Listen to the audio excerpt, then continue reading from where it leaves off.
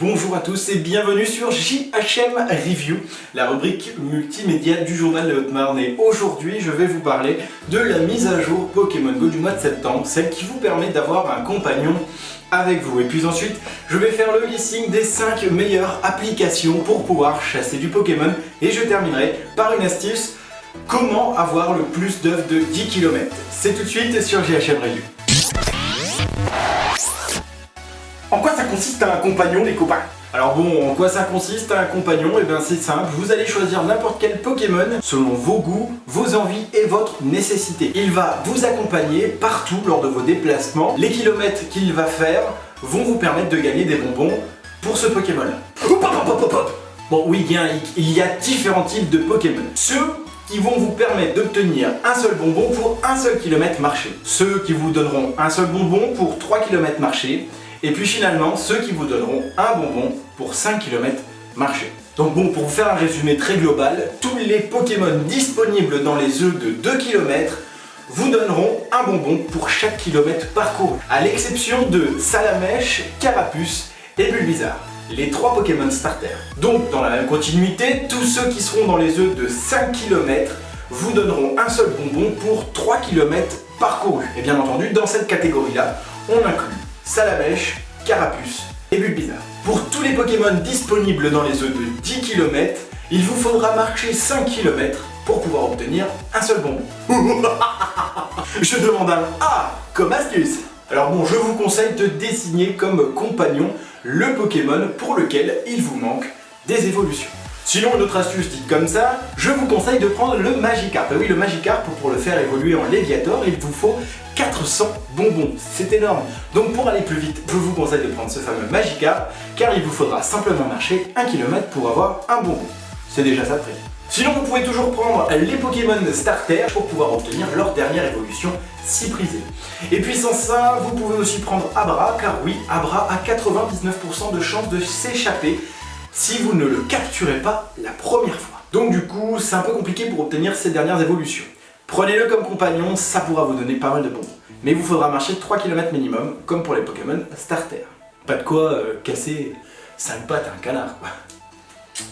Démarrons tout de suite avec le test des 5 applications les plus performantes pour chasser les Pokémon.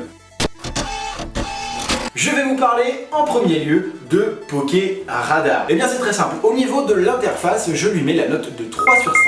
Elle est plutôt simple, plutôt dynamique, moi ça me va. Le seul point à déplorer pour cette interface, c'est donc l'apparition de pubs invasives.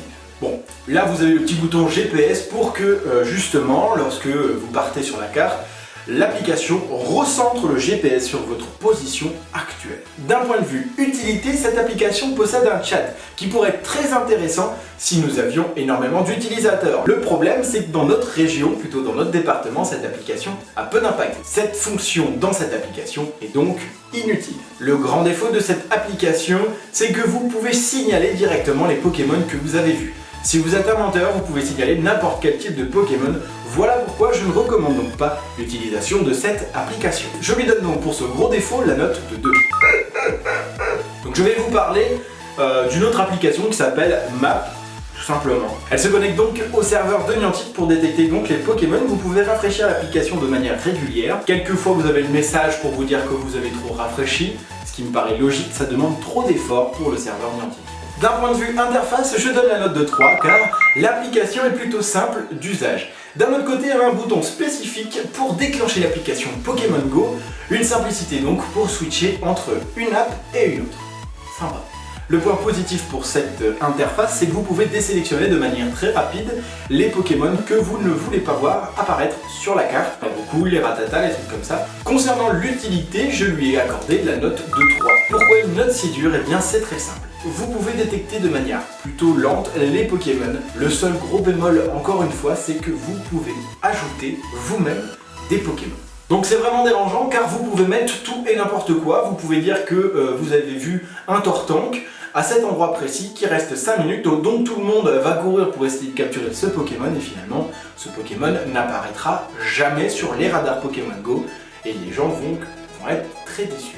Je tiens à signaler tout de même que sur cette application, il n'y a pas de pub invasive.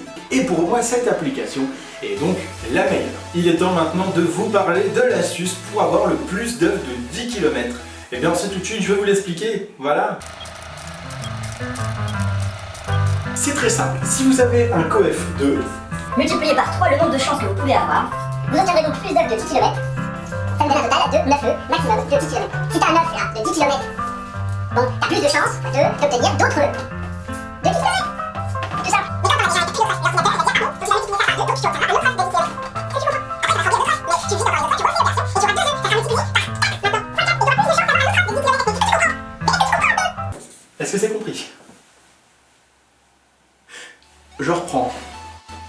Ceux qui obtiennent un œuf de 10 km dans un Pokéstop, surtout ne le faites pas éclore. Attendez. Je vous conseille de faire éclore les œufs de 2 et de 5 km au préalable. Une fois vidé donc votre sac des œufs de 2 et de 5 km, vous allez donc pouvoir vous diriger vers un Pokéstop. En principe, le premier œuf à tomber sera donc un œuf de 10 km. Répétez cette opération plusieurs fois et vous aurez donc des œufs de 10 km à l'infini et l'au-delà. Donc voilà en ce qui concerne l'astuce. Oui, c'est un petit peu complexe à comprendre, mais vous verrez, une fois que vous aurez fait cette opération, les œufs de 10 km tomberont comme des mouches. Je vous mets en bas de la vidéo les descriptions, les Pokémon, etc., le nombre de kilomètres que vous avez dans le marché, juste en bas au niveau de la description. N'hésitez pas à vous abonner, c'était JHM Review. A bientôt les amis, ciao, bye bye.